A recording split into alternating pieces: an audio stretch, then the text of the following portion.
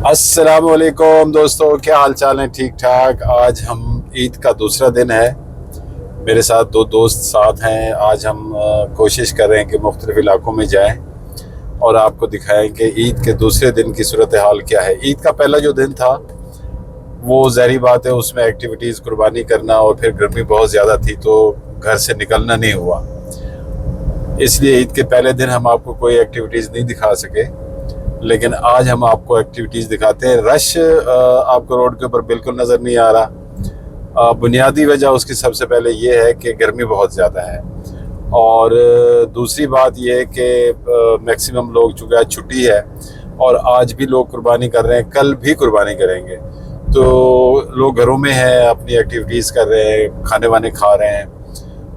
उसके बाद जो लाहौर से बाहर के दोस्त थे वो अपने अपने घरों में चले गए हैं, क्योंकि बहुत सारे लोग यहाँ जॉब के हवाले से, रोज़गार के हवाले से लाहौर में आते हैं। बहुत दूर दूर से, पंजाब से, इवन के सिंध से भी लोग यहाँ आते हैं, खैबर पख्तूनख्वा से भी आते हैं, बलूचिस्तान से भी लोग आते हैं। लाहौर जैसे कराची में किसी ज़माने में जाके लोग लेबर किया करते थे, इसी तरह लोग अब लाहौर में आते हैं और लाहौर में उनको अच्छा रोज़गार मिल जाता है। तो इस वजह से भी थोड़ा लाहौर की रोड जो है वो खाली है। आज हम जा रहे हैं जोहर टाउन की तरफ। ये जो रोड है ये हमें कॉलेज रोड को टच कराएगा, और कॉलेज रोड से आगे फिर हम राइट या लेफ्ट देखेंगे कि जैदी साहब हमें कहाँ लेके जाते हैं। जैदी साहब हमारे साथ हैं। अस्सलाम वालेकुम जैदी साहब। जी वालेकुम सलाम सर। सर क्या हाल चाल है? कल का दिन कैसा गुजरा, पहले तो ये बताएं। सर जिंदगी में मैं यकीन करें कि इतने साल एज हो गई है, ईदें माशाल्लाह बड़ी गेट टूगेदर बड़ी अच्छी ईदें उतरती, बट थिंक इसके लाहौर में ये पहली ईद थी मेरी। अच्छा। हम शिफ्ट हुए हैं यहाँ पे कराची से, तो दैट्स वाई कोई ऐसा नहीं था कोई हल्ला गुल्ला घर में। और दूसरा ये था कि 42 43 टेम्परेचर में आपको बिल्कुल पता चल जाता कि बंदे का क्या अशुर होता। तो दैट्स वाई एक तो कहीं कोई गेट टू गेट नहीं हो सकी, एंड सेकंड थिंग कि गर्मी की वजह से इतना ज़्यादा था। और यकीन करें कि पूरा का पूरी जिस सोसाइटी में मैं रहता हूँ बिल्कुल सन्नाटा, कोई ऐसी चीज़ नहीं थी।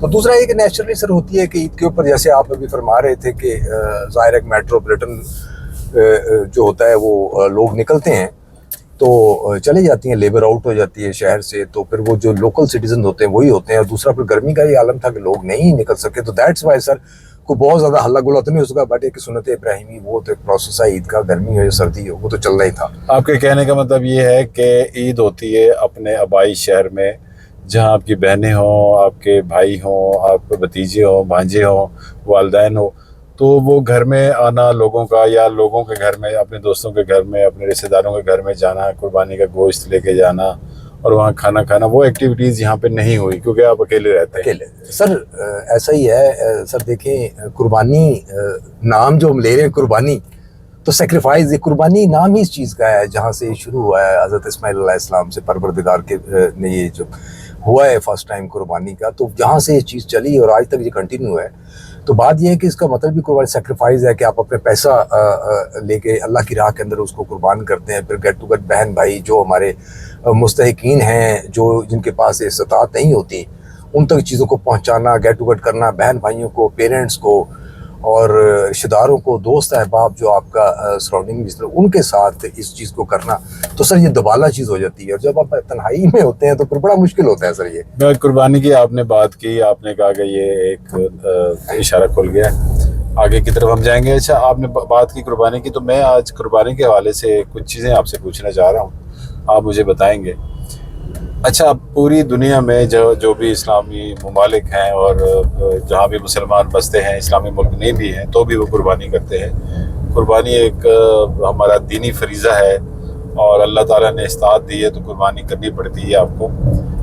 लेकिन कहीं भी नहीं सुना, कहीं भी नज़र नहीं आया पाकिस्तान के अलावा के जो जानवर ख़रीदे जाते हैं उनकी जिस तरीके से नुमाइश की जाती है, और उस नुमाइश में एक आदमी अगर उसने कुर्बानी घर में एक आदमी की करनी है तो वो अपने घर में 10-10, 12-12 बकरे लेके आते हैं, गाय लेके आते हैं। चलें, आपको जितनी भी, मुझे नहीं पता दीनी लिहाज से क्या इतनी कुर्बानी या इतना दिखावा करना चाहिए, लेकिन जिस तरीके से पाकिस्तान में कुर्बानी के जानवरों को ख़रीदा जाता है और उनको फिर उनको संवारा जाता है, सजावट की जाती है और वो दिखावा किया जाता है, और ख़ास तौर पे मेरे हिसाब से जो मैं देख रहा हूँ कुछ दिनों से टीवी के ऊपर हर दूसरा चैनल जो है वो मैक्सिमम कवरेज दे रहा है जी, वही फलां बंदा इतने में ये जानवर लेके आया, मार्केट में फलां जानवर जो 50 लाख का मिल रहा है। मुझे तो यहाँ तक भी देखा कि एक जानवर की कीमत 1 करोड़ रुपए भी लगी, और जो इसी तरह छोटे छोटे बकरे थे वो 1.5 करोड़ का, 2 करोड़ का। ये कंसेप्ट ये क्या है, मुझे नहीं समझ आ रहा कि हम लोग किस तरफ चल पड़े। कुर्बानी का बेसिक जज्बा जो था, जो एक सुन्नत हमने अदा करनी थी, उसको तो हमने नुमाइश बना दी है।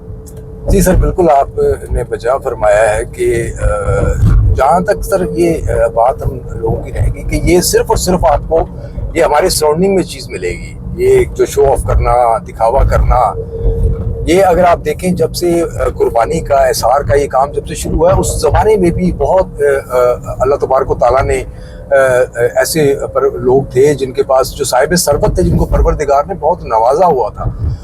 लेकिन बड़ी है कि जो शो ऑफ का था ये कभी नहीं था। ये जो अब शो ऑफ का एक हो गया है कि जिस तरीके से उसको शो ऑफ लोग करते हैं, जिसे हम कैसे कहते हैं दिखावा करते हैं, ये चीज़ है कि इससे बहुत सारे लोग जो होते हैं जिनके पास इस्तात नहीं है, या गरीब हैं, या मिडिल क्लास हैं, या गरीब हैं, जो इस तरह नहीं कर सकते, ये उनके लिए बड़ा, खास करके बच्चों के ऊपर ये बड़ी चीज़ इफेक्ट करती है, क्योंकि बच्चों का बहुत ज़्यादा एफिलेशन होती है जानवर के साथ, घुलना मिलना करना। बट थिंक इज कि थोड़ा सा ये हमारी सोसाइटी में ये चीज़ एक चल पड़ी है कि हम जो चीज़ लेते हैं फिर उसको बड़ा बढ़ा चढ़ा के करके उसको इस तरीके से हम शो ऑफ करते हैं, दिखाते हैं। लेकिन हम ये कतई तौर पे इस चीज़ नहीं सोचते कि इसका हमारे जो नहीं है, जिनके पास इस्तात है, जिनके पास गुंजाइश नहीं है, उन या उनके बच्चों के ऊपर इस चीज़ का क्या बीतेगी, ये क्या होगा। बट थिंक इज के ये एक है, अब ये बहुत तकलीफ से अमर है। आप यकीन करें कि बच्चे जब देखते हैं, और जिन पेरेंट्स के, मैं छोटी सी एक बात सिर्फ ये शेयर करना चाहता हूँ, लेट्स सपोज कि किसी नेबर में ये चीज़ आ गई इस तरह कि वो 2-3 लाख रुपए की गाय या इस तरह की चीज़ ले आए या बकरे ले आए, तो उन्हीं के नेबर के अंदर को बहुत गरीब आदमी है जो नहीं कर पाया, और उस घर में भी बच्चे हैं।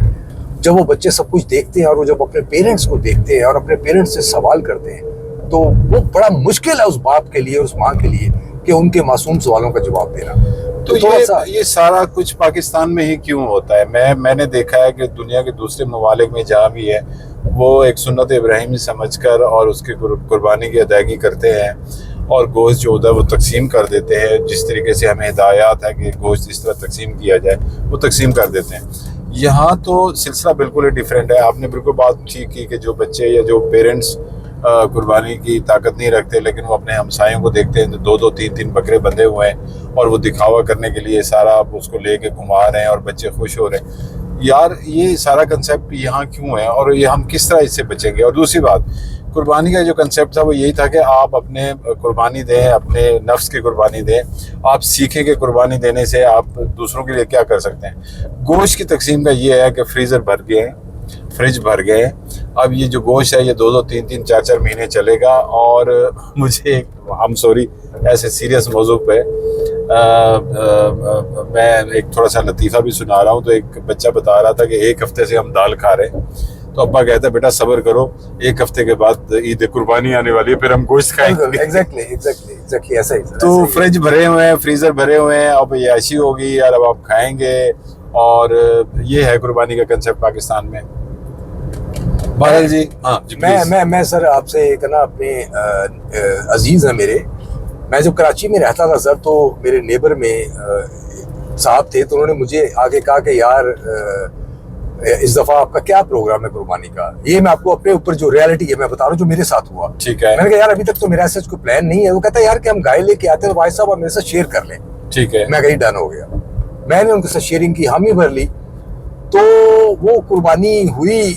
बट वो जो हमने गाय परचेज की, तो उसके अंदर हम 2 ही हिस्सेदार थे। अच्छा। आधे पैसे उनके थे, आधे पैसे मेरे थे। ठीक है। तो वैसे तो 6-7 जितना भी होता, लेकिन बट हमने कहा यार हम 2 बंदे ही कर लेते हैं। हाँ। तो वो साथ एक बकरा भी अपने लिए परचेज करके ले आए। अच्छा। अब एक गाय होगी और एक बकरा हो गया। अब मैं आपको बड़ी खूबसूरत बात आगे बताने लगा हूँ कि जब वो कुर्बानी हो रही थी, कुर्बानी वाले दिन, तो वो गाय हमारी ज़िबा हो रही थी, तो उसके बाद बकरे की टर्न थी कि अब इसकी भी कुर्बानी करनी है। तो वो उसने क्या नाम है, मैंने उसे कहा कि यार ये गाय का गोश्त तकसीम करना और ये बकरे का, ये किस तरह तुम इसको सारे को मैनेज करोगे? तो गाय का कैसे दोगे और बकरे का किन किन लोगों को दोगे? तो उसने इतनी खूबसूरत बात की जो शायद मुझे कभी जिंदगी में ना बोले। उसने कहा कि ज़ैदी साहब, ये बकरे का गोश्त कौन बांटता है? वाह। ज़ैदी, ये तो हमने सिर्फ अपने लिए लिया है कि हम इसको कुर्बान कर रहे हैं, बट इसको हम फ्रीज कर लेंगे, बांटेंगे हम, ये गाय का गोश्त, बकरे का भी बांटेंगे।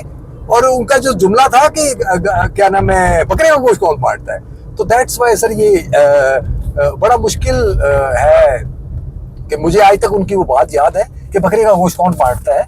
तो जब हम ये चीज़ सोच के हम कुर्बानी करते हैं या अल्लाह के रास्ते में हम देने के लिए करते हैं, तो ये बड़ा मुश्किल है, बहुत मुश्किल है सर ये। तो दोस्तों, आपको अंदाज़ा हो गया कि पाकिस्तान में इस वक्त एक्टिविटीज़ जो है वो घरों में चल रही है, और मांगने वाले जो है वो घरों में पहुंच जाते हैं, उनको पता चल जाता है। ये कोई कंसेप्ट नहीं है। हम खुश होते हैं कि जो मांगने वाले, रिवायती मांगने वाले, वो दरवाजे के ऊपर आ जाते हैं, तो उनको हम गोश्त बांट देते हैं, और हम खुश होते हैं कि जी हमने अल्लाह की राह में। हालांकि जो हमारे इर्द गिर्द लोग हैं, बहुत सारे लोग हैं जिनके यहाँ कुर्बानी नहीं कर सकते, हम उनको पूछते भी नहीं हैं, और अगर उनकी तरफ भेजेंगे तो थोड़ा सा गोश्त भेजेंगे। वो इंतज़ार कर रहे होते हैं कि कोई, ये हमारे साथ वालों ने। अच्छा, एक और कंसेप्ट भी यहाँ पे मैंने देखा है, 2 दिन से मैं इसको, कल से मैं इसको देख रहा हूँ, आज भी देख रहा हूँ। ये भी आपके लिए एक नई चीज़ होगी। पूरे ग्रुप्स हैं जो 15-15, 20-20 की शक्ल में जाते हैं जहाँ कुर्बानी हो रही होती, बड़ा जानवर ख़ास तौर पे, वहाँ पहुँच जाते हैं, और वो सारे गोश्त वहाँ से इकट्ठा करते हैं, फिर दूसरी जगह पहुँच जाते हैं, फिर तीसरी जगह पहुँच जाते हैं, और ये सारा गोश्त इकट्ठा करके, और आप लोगों के लिए एक सरप्राइज़ होगा, और आप लोग हैरान होंगे कि ये गोश्त जाता कहाँ है। ये गोश्त जाके वो होटल वालों को बेच देते हैं। होटल वालों ने एक रेट रखा हुआ है कि जी, एग्जाम्पल, अगर बड़ा गोश्त आम रूटीन में 2000 रुपये किलो मिलता है, तो ये 500 रुपये किलो गोश्त ले लेते हैं। तो आपकी की हुई कुर्बानी का गोश्त जो आप दरवाज़ों पे तकसीम करते हैं कि लोगों के घरों में नहीं पहुंचाते, तो उसका ये हाल होता है। ये मैंने कहा, ये नॉलेज मैं आपके बात दे दूं।